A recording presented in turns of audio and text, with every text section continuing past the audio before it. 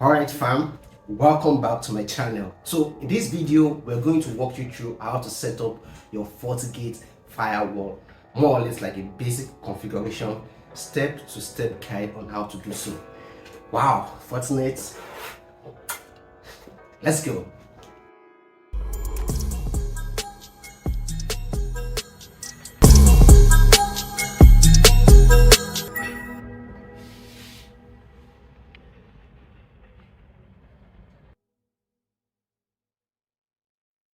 I have a FortiGate here, which is on the first floor at the HQ. Then a second FortiGate on the second floor at the HQ, right? So I have some users behind. So these users sit on the first floor, the sales department and the marketing department. So today the focus is going to be on this box, the FortiGate sitting at the edge. So there's also like a DMZ where you have some critical servers. There's a finance server, blocking server, and web portal for the online marketplace. All right. So I'm gonna go back to the FortiGate.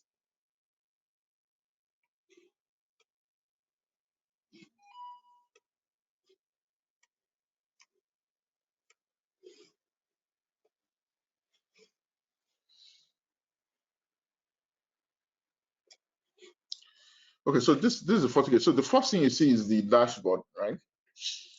So out of the box, so you pretty much have different interfaces. So let me bring up a data sheet for one of the, let's say, 1100E data sheet. Okay.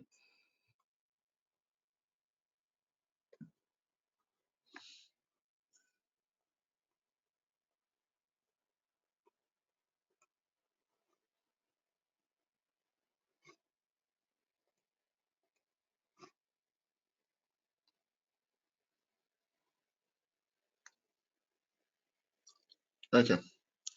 So this is, how the 1100E looks like. So if you look here, you would see there's a management port, and then there is an HA port. Now, this varies from appliance to appliance, right?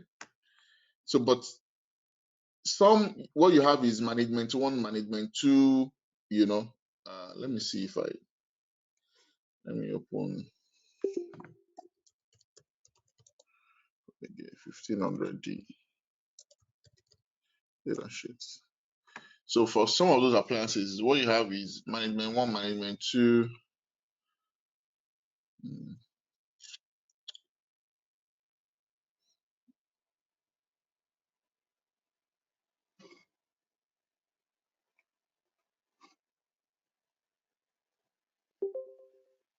Okay.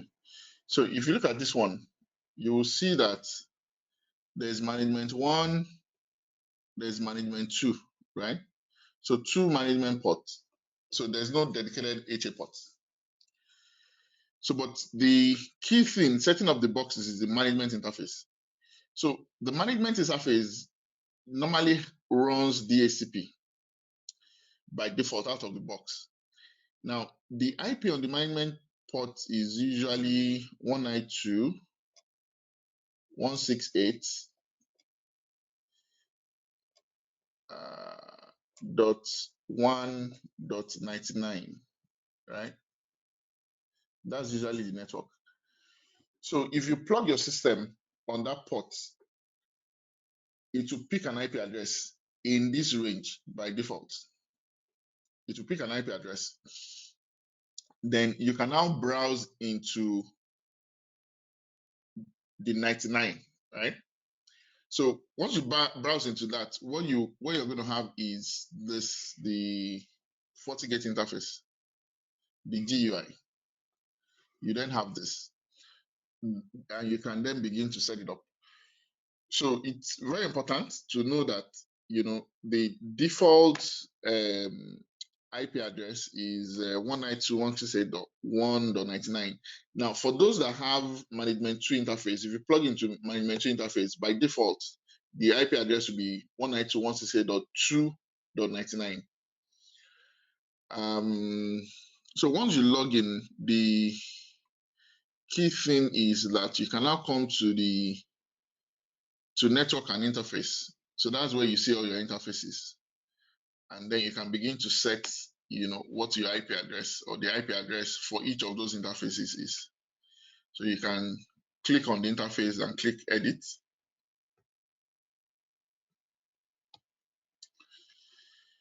You can give it an alias. You can select what role. Is it LAN 1 or DMZ? So one key thing that this does is it helps in being able to understand what kind of asset is going to be on that segment of the network. Right?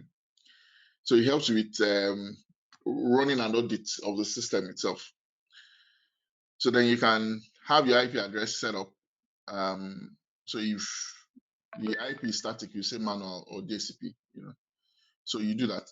So one key thing with FortiGate is also that now, because in creating your policies, which is similar to your access list, you need to create address groups.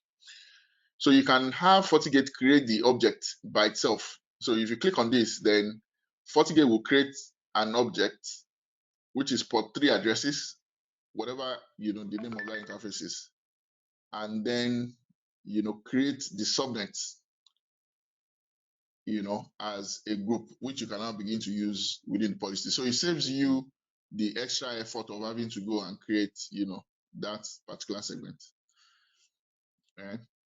Now, the next key thing when you're setting up the interface is that you have you have the capability to set the administrative access on that interface. So how do you want to manage it? So if you need to be able to manage it via HTTPS. Now, if you don't want HTTP at all, you can deselect HTTP, all right, or you select it. Now, you notice that Telnet is not showing here, but if you go on CLI, you'll be able to see Telnet. So you can enable SSH, ping. If you don't enable ping, that means you will not be able to ping that interface. So you need to enable ping. If you have FortiManager, you need to manage the FortiGate, via FortiManager, then you need to enable FortiManager access, and so on and so forth, right? So you can set up the DHCP server on the interface as well.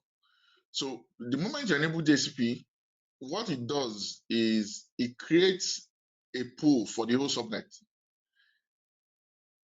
Now, because the starting IP here is 1, if the starting IP here had been any other number, then what will have happened is the DHCP will have created 2 groups, because it's contiguous now because it's starting from 2 to the end.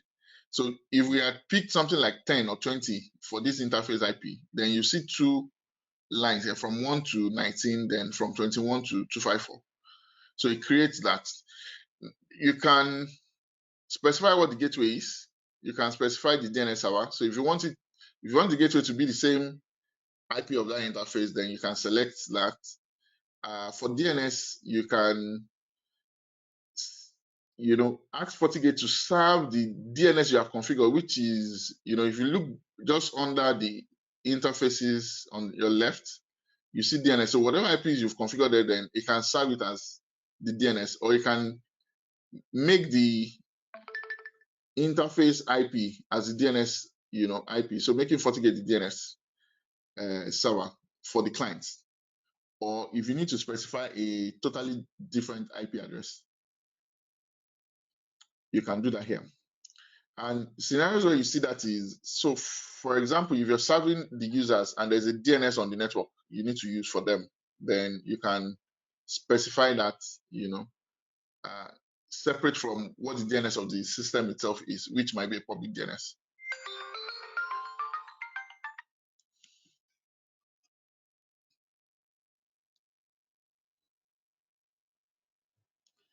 Okay. So you can set some advanced things, like, make it a server or a bidet, and all of that. So, but another interesting one is the DHCP options. If you have things like IP phones or some special clients that need to pick, maybe TFTP IPs or anything, so you can do all of that from here. At the same time, you can also reserve IPs, so more like match IP with MAC address, such that anytime that client connects, so you could have a phone, you could have a printer, you could have some IoT devices on the network that you need to reserve, and it could be servers. So you don't want to statically select on the server, but you want it to still make, the DHCP request, just like you want the DHCP to continuously serve the same IP to that client. So you can input that detail here. So if you have the MAC address and the IP, alternatively, the first time the DHCP serves an IP, so you can look at the client and then reserve an IP from there. So that's from DHCP client list. So I think those are the key things. If you need to do captive portal, you can come here and enable that under the interface for admission control.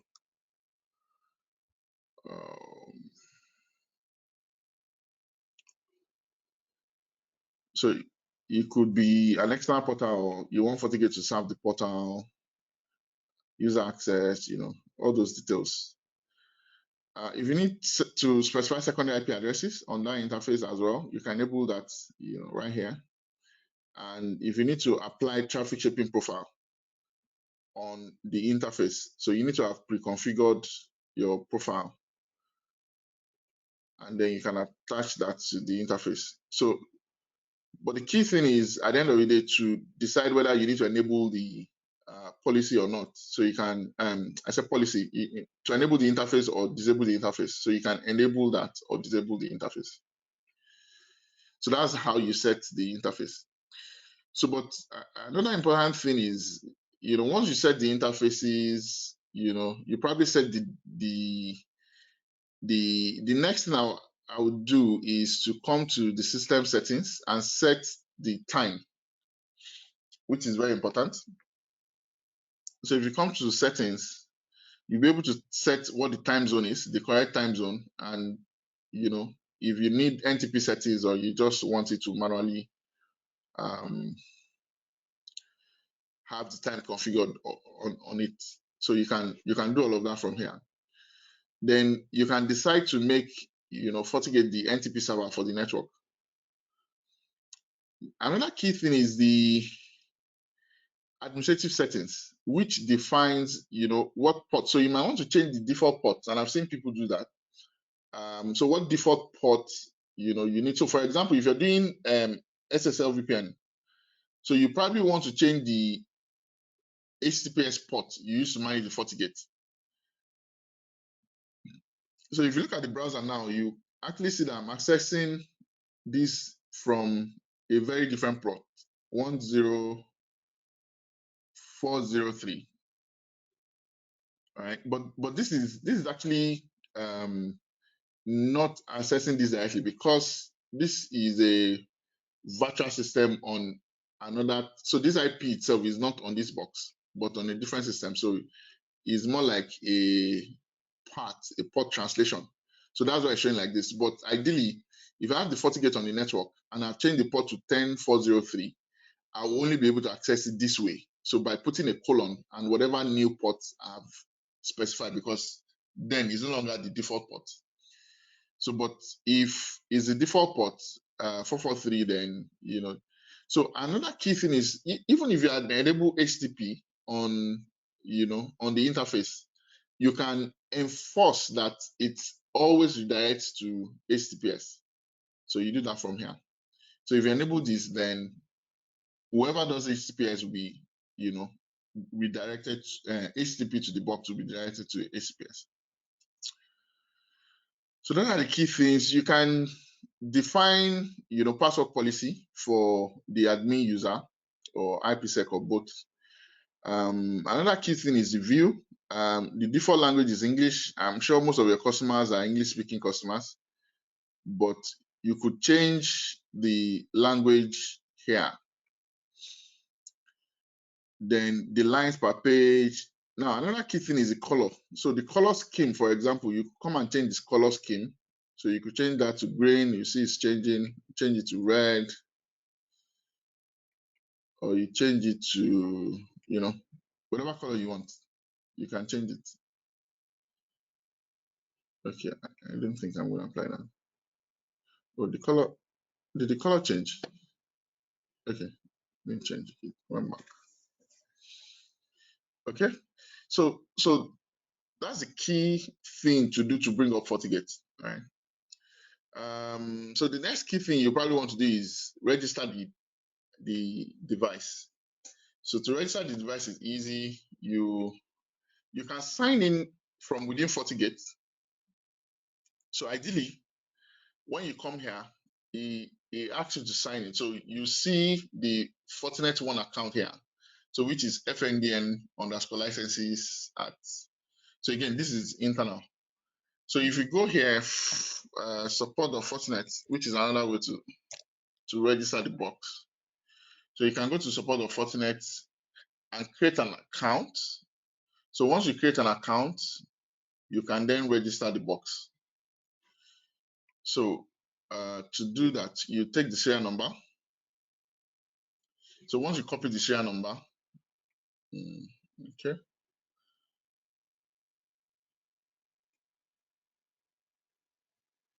Once you copy the serial number, so you come to assets, then you come to register or activate. So from register or activate, you can paste the serial number here. Oh, okay, that didn't copy.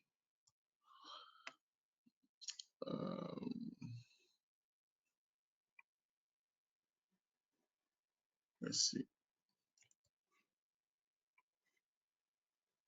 Okay, so you paste that. It's going to ask you if the end user is a government user, a non-government user. Then you click next. Okay, the device is already registered, so it's telling me it's invalid. So, but you just click next. It's ask you for who the distributor that sold the appliances and all of that. So once you complete that, you come here and say manage or view products. Then you see all the devices that you have registered. So this is a FortiGate I have registered.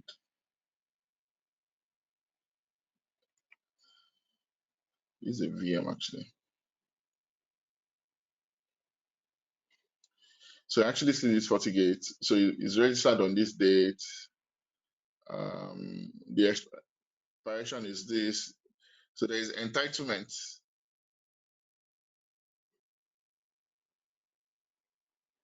So which shows you what the entitlement or what license entitlement you have.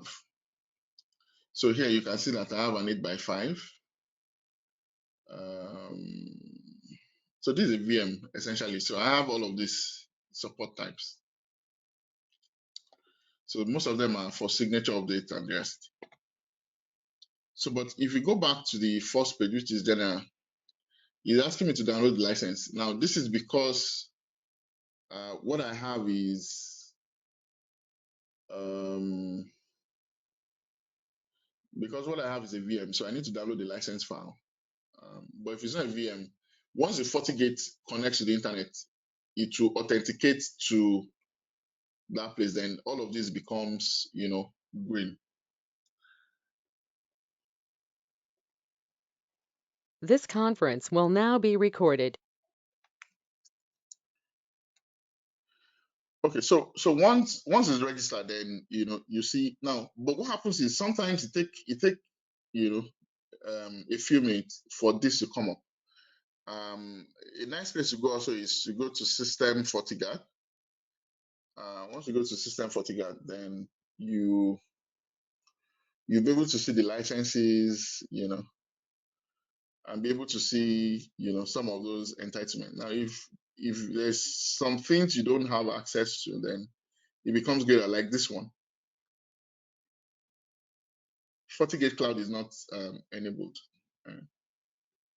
on the box.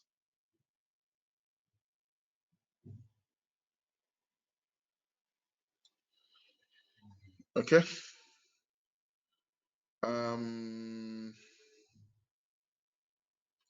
right. So once that is done, I think that you may also want to check.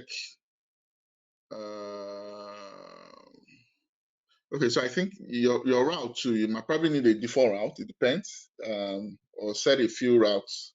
So to do that, you come to static routes under networks, and you can then begin to create, as many static routes you want to create as possible. So you click on new.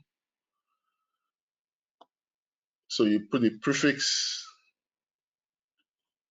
and the gateway. Then you select what interface, and that's it. So you're good to go. So, but the key thing with FortiGate is also that you can route based on the addresses you've created, the address group that you've created. So if you've created an address group, which is this is the local LAN, which is 10.88.0.24. So if I want to route this, so you can do this and then select where you want to route it to. Or alternatively, you might want to route based on internet service. So you could say that you want to route Facebook traffic, for example. So you could select what Facebook traffic you want to route. So whatever Facebook traffic, let's say WhatsApp. So you put what address. So again, I mean, it's another good way of steering traffic. So you have two links. You want Facebook to always go out through a particular link. You can actually do it this way as well. So what it's going to do is all the IP addresses for WhatsApp. So if you look at this, I have a total IP range of over 2,000 and the total IPs of over 6,000, right? So all of those would be in the routing table pointing to whatever destination I have put here, right? Okay, so the next thing I want to do, if I'm setting up FortiGate, is to come to systems and feature visibility, right? So for feature visibility, because now all the menu you have on the left are based on what capability you have enabled. So if you need IPv6, you can enable that. If there are some services you don't need, you can turn them off. So if we need to set up the DLP, you can enable DLP, email filter, explicit proxy, web application, advanced endpoint. So you can select all of this if you want. If you want to do ICAP, load balancing, local reports, policy-based IPsec VPN. If you want to do bookmark for SSL and REMS, VoIP. Now these allow you to do to not put password, right? When you're setting up your SSIDs. So if you click on apply, so you're gonna have more options on the left. So if we look here, you probably see, repo SPF, blah blah blah. If we look at policy, we're seeing IPv4 policy, nothing more than that. But now we've enabled IPv6. So let's click apply. Okay, so that's applied. Once that is applied, so the moment you come back here and you say OSPF, for example, then you begin to see the options to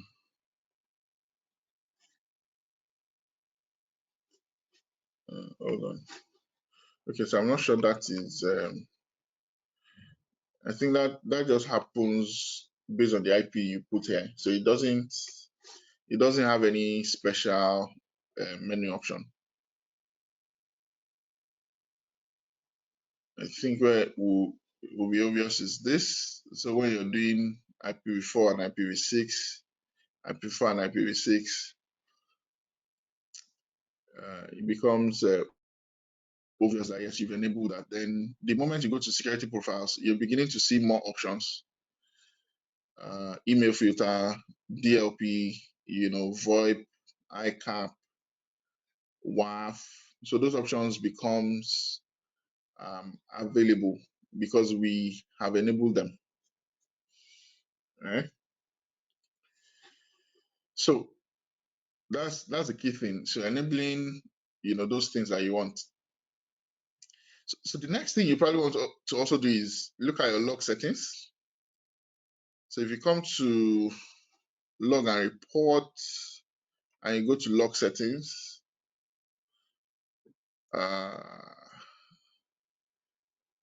then you have a number of options here.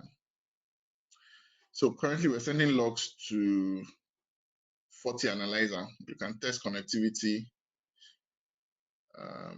Of course, it's showing that information. So those logs are going out.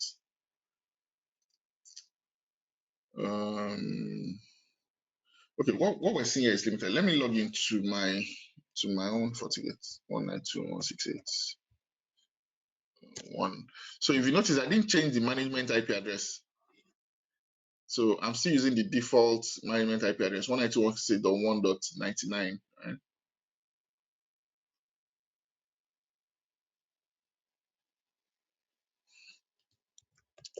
And I did not change the default password. Don't mind me. But you shouldn't do that. Okay, so if you notice, so this is my device. This is the device, in my house. So I'm actually connecting to this box right now. I think I have someone doing Netflix. But the person just stopped. Okay. So if you look at the log and log settings, so you have this option. So there's an option to log to disk.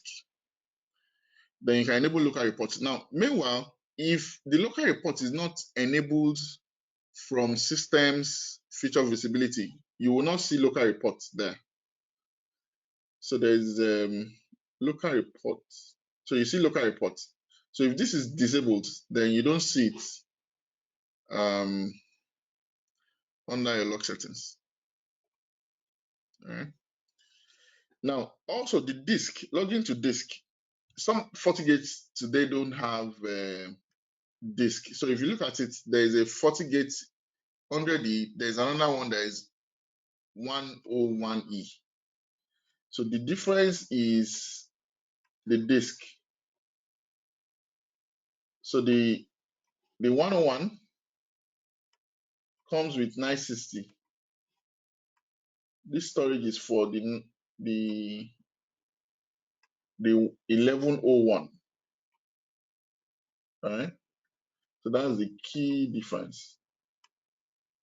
So that means that if you're using 100E, then you will not have an option to log to disk. You won't have that option. Okay. Now, if you see this, and this is what I tell people, logs older than 7 days are deleted from the disk. It gets overwritten, right? So it has nothing to do with the size of the disk. It's not about the disk being full or not. You won't see logs beyond 7 days.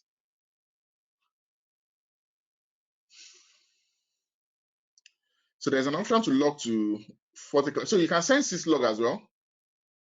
So you can send 6 logs.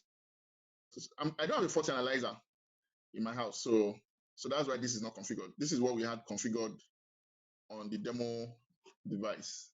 So, but because I don't have a FortiAnalyzer, so this is not enabled for me. Now you can send normal syslog. Now the information I sent to FortiAnalyzer is not syslog. So that's why FortiAnalyzer by itself is for Fortinet devices, not just any devices. So, but if you have any device sending syslog, or you have a syslog server, or you want to send to a SIM directly, so you can come here and send syslog. So you can put the IP address of your SIM, So, but ideally, what we recommend is for you to send the logs to FortiAnalyzer, then as FortiAnalyzer now send to your SIM. It also helps improve the performance of your collectors for the SIM. Okay, so but currently I'm logging to FortiGate Cloud, so which is enabled. So that means that if I go back to system FortiGuard, one of the entitlements for me would be the FortiGate Cloud being enabled. All right. So the retention period, because it's free, I'm not paying for it. It comes with UTM. So I have 7 days, which is similar to what I have with the disk. So storage use, so what I've used so far is 2.9 gig. Well, I don't know what I'm logging actually. Then once you have FortiCloud enabled, then there's the Sandbox Cloud option that you now have. I'm actually not doing, I don't have that configured. But yes, that's so if you see, that is a little different from what we have from the entitlement from our lab.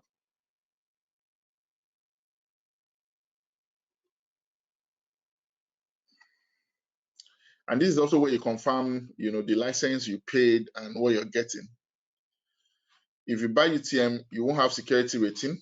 I don't think I have security rating license. So I don't have security rating. I don't have industrial database. If you look at here, there's security rating, there's industrial database.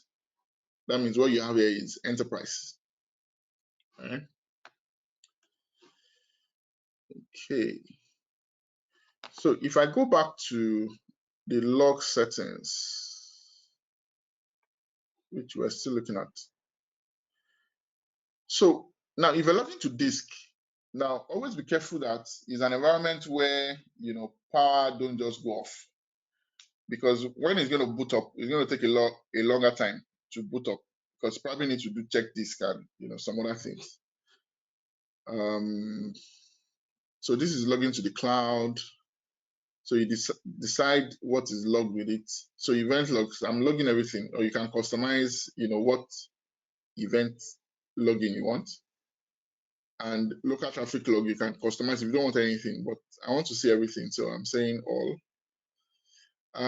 So you have the option to resolve host names.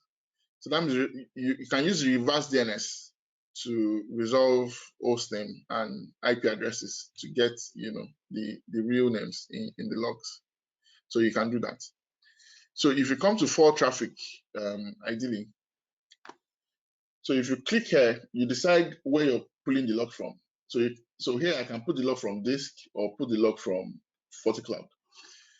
Now, another option you usually see is logging to memory. Now, I don't advise you to do that in production.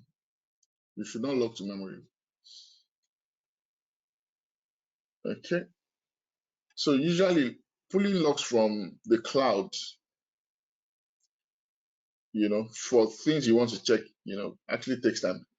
And for an enterprise, the best option is to have FortiAnalyzer and not, having to log to the cloud. So you have a number of information here. Okay. So the next key thing is probably for you to create policies. So you need to come to, okay, this is my box, but it doesn't matter. You can use this. So the next key thing is to come to what do you call it? IPv4 policy, right? So this is where you set your policies. Now, that's similar to your access list. So the key thing to do here is to click on new. Now you can put a name now, but you have an option to not make that enforced. If you go to system feature visibility, for example, so this is saying allow unnamed policies. So that means that it doesn't require you to name all the policies you're creating. Now, for an enterprise environment, you might want to do that because the name helps you understand what the policy is about. Okay. So now, what we do is we in creating a policy, we have you specify what the incoming interface is and what the outgoing interface is. So that means that our policies are interface based, right? So you need to specify what the interface the traffic should be coming from. So, and it also strengthens, the security of the network because it then becomes part of what needs to be checked. So if an IP address that is meant to be coming from a particular interface is not coming from that interface, then there's no way it's going to match that particular policy. So thereby giving extra, layer of protection. So you need to be able to specify what the interface is. So if I have a traffic coming from the LAN, going to the internet, let's say 1.1, then I have the source. So I can say 40 Wi-Fi address. Now, if you notice, this was automatically created because I enabled it to create the address on that interface. Then the destination, I can say destination is any because it's going to the internet. Now for schedule, I can define what the schedule is, right? So, but if you notice too, what you could also do is create multiple schedules and then group them together. And I can actually have that applied to a single policy. So I don't need to create multiple policies with different chunks of schedules, right? So if I need an access for when people are at work, so instead of creating a schedule restricting internet access from 8 to 5, I can actually leave out the lunch time. So which might be 1 to 2. So I can create a policy from 8 to 1, then from 2 to 5. I then group that together to be, working hours, for example. So what that means is that that policy will be effective 8 to 1, then 2 to 5, right? So that's very, very important. Then the service. So for the service, you define what the service, is, which is what port you need that then either accept or deny, right?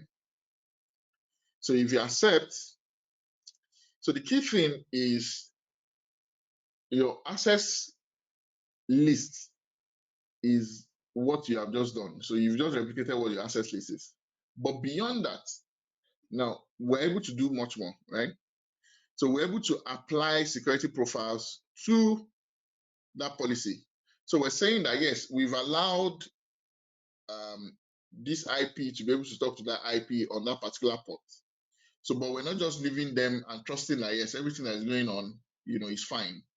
We're now beginning to do deep inspection into that, applying UTM on that particular traffic. So the key thing is the security profiles. Now, but the security profile is also dependent on the inspection mode. Now, we have two modes. There's flow-based. Flow-based means that now, as soon as I receive the first few packets, I need to make a decision if I'm going to allow the communication to continue or I want to drop that traffic. Now, what that does is it makes you able to push more traffic. So it's fast, you can push more data, but it's not as secure because you don't have 100% visibility into that traffic, before you made that decision. So the second key thing is, the second option I have is the proxy based. Now for the proxy based, what we're doing is we're proxying that traffic. So we're going to collect all the traffic and then apply UTM on the traffic. Now that is more secure, but it impacts on the performance too, because it's going to take time for you to wait to collect all those information and then before you pass it on. So you decide, what option. Now before 6.2, what happens is for the whole FortiGate, you need to decide upfront if you want to do flow based or proxy based. But from 6.2, what we've done is we've made it more granular, more modular, such that you can do it per traffic, per policy. So for each policy, you decide, so that means that you can have a policy that is flow based and a policy that is proxy based, which is something that wasn't possible before 6.2, right? So if you also notice, now there are some things you can't do if you are not doing proxy. So if you look at the list I have here, I have a whole lot. So, but the moment you enable flow based, so the first thing you notice, email is gone, right? So because there's no way you determine without collecting the mail itself. What else is gone? I think the ICAP is gone, which is proxy service itself, the WAF, so and a few other things, were gone. So there are times also that you want to do something. Now, if you can't see, then you need to go and check if the inspection mode you're using is proxy or flow based, right? Now, for some of this, though you're seeing them here, now the functionality of the things you could do might not also be as much as when you're in proxy mode. If you're in proxy mode, you probably be able to do much more, especially with web filtering, than when you're doing flow mode. So those things are very, very important. So things like looking for words on the page of the site and all of that, Okay. So another key thing is the inspection, the SSL inspection option. So if you decide to do, so we call it man in the middle, really, because for traffic that are encrypted, HTTPS traffic. Now the traffic is encrypted between the browser and the web server, right? So for FortiGate to be able to perform UTM on those traffic, FortiGate will need to terminate the connection on itself, then initiate another connection to that server. So that means that FortiGate needs to be a man in the middle.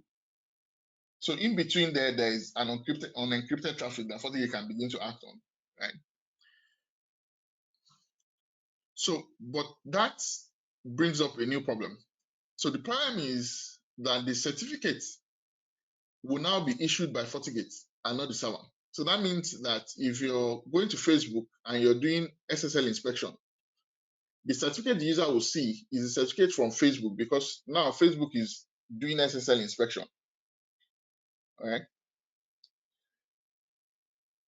Now, because of that issue, you might need to have FortiGate on the network designated as a sub-CA so that it becomes trusted by the users on your domain. Alternatively, you can import the certificate, the FortiGate, the CA certificate for FortiGate on each of the clients, but that is more work and not advisable. So the most advisable thing is to make FortiGate a trusted CA on the domain.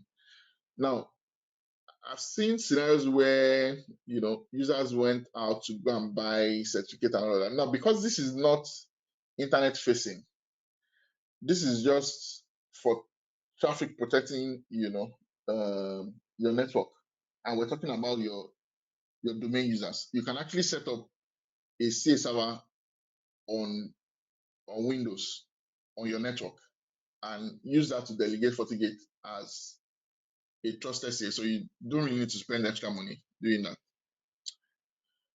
Okay. So, and that occurs when you're doing deep inspection.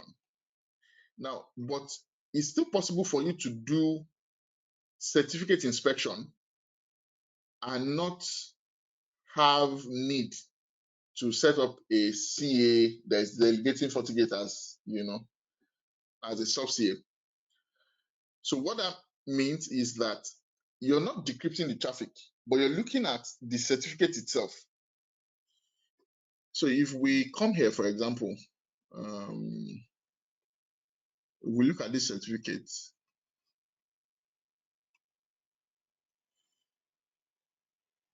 So from this certificate, I think one of the things that you could see is it the subject? So you'll be able to see, okay, this is FortiGate, this is the,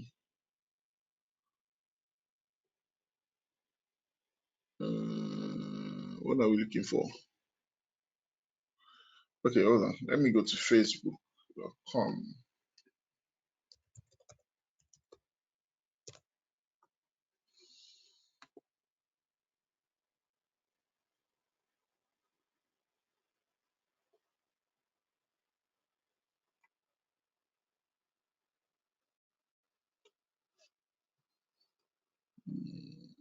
Okay, so now you see that by looking at this, I can see that this certificate is issued to facebook.com.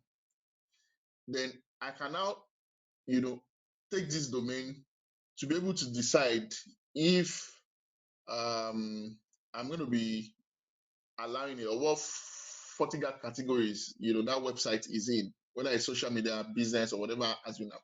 So I can be able to do some form of web filtering, just looking at the certificate, because yes, I can see what the domain, is from the certificate itself. So that's what you have when you do certificate inspection. So you're just looking at that certificate to be able to determine what the domain is. So from the domain, then you can decide.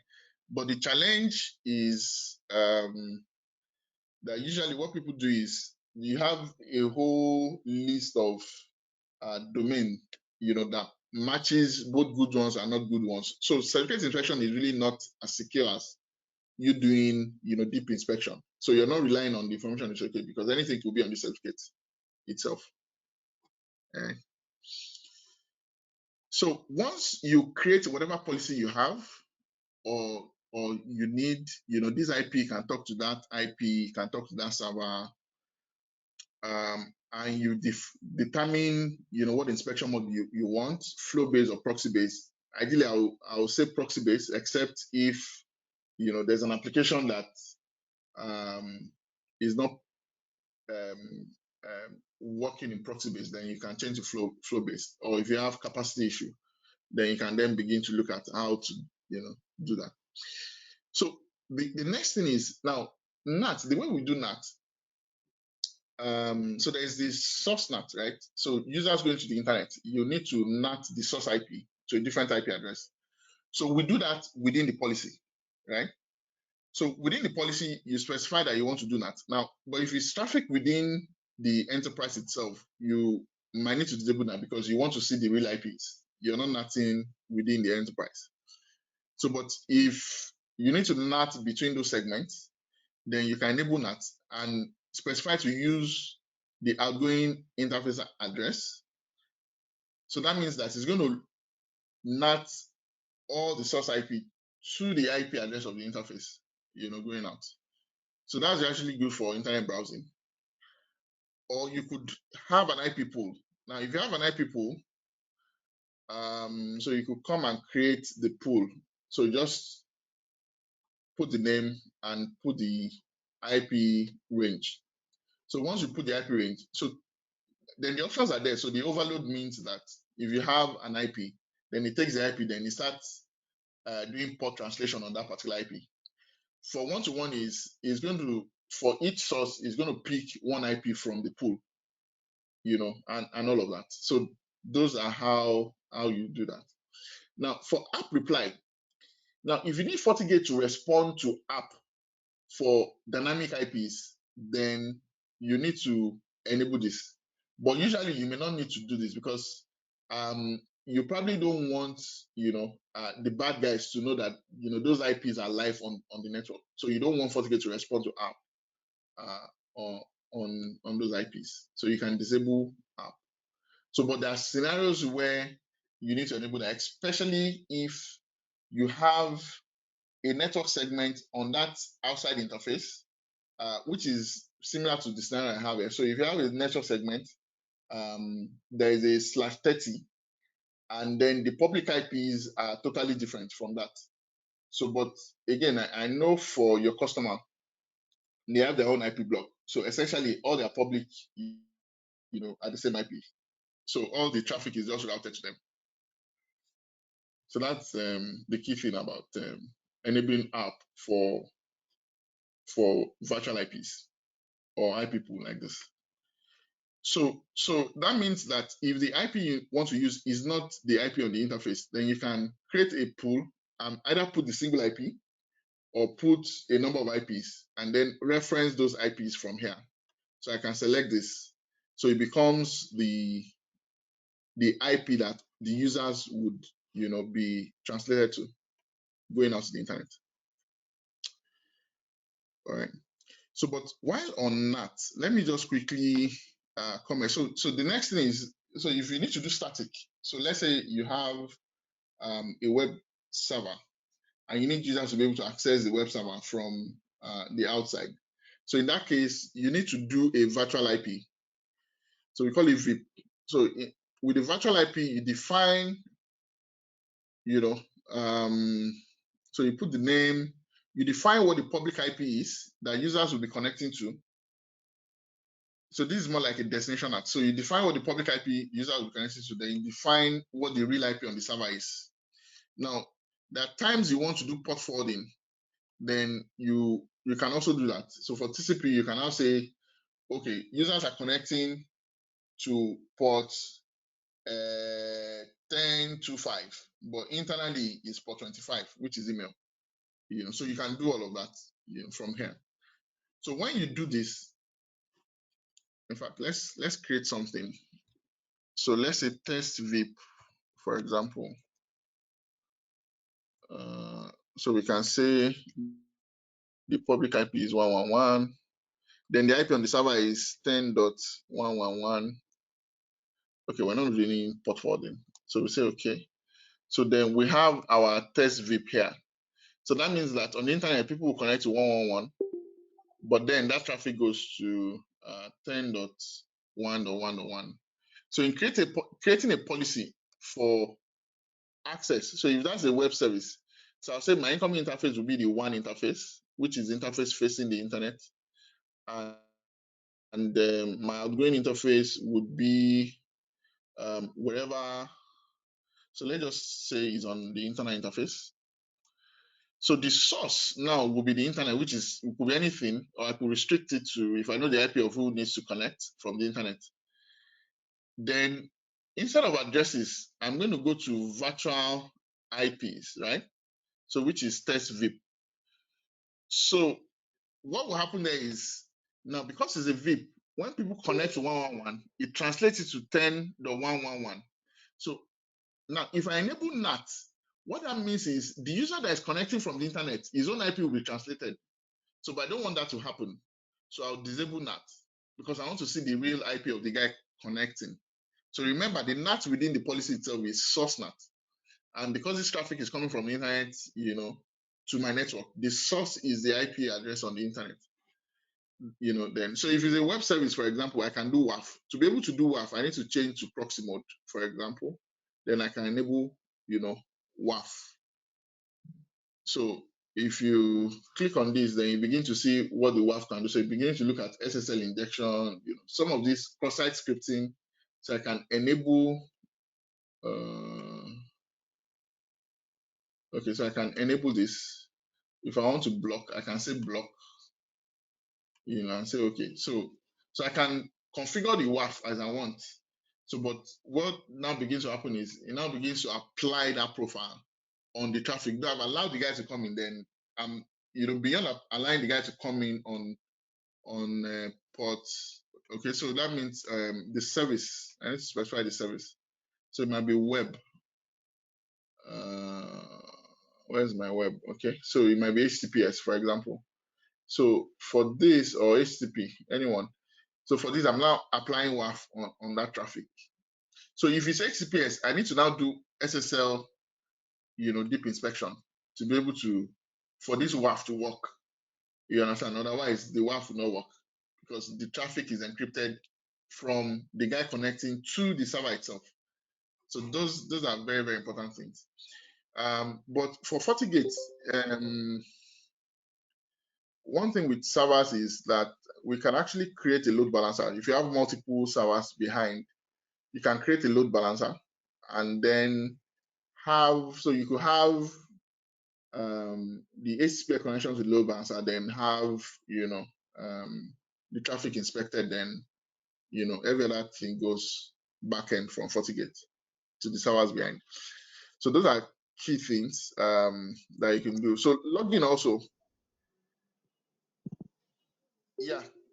So you can log all session, if you want to capture packet as well, you can capture packets.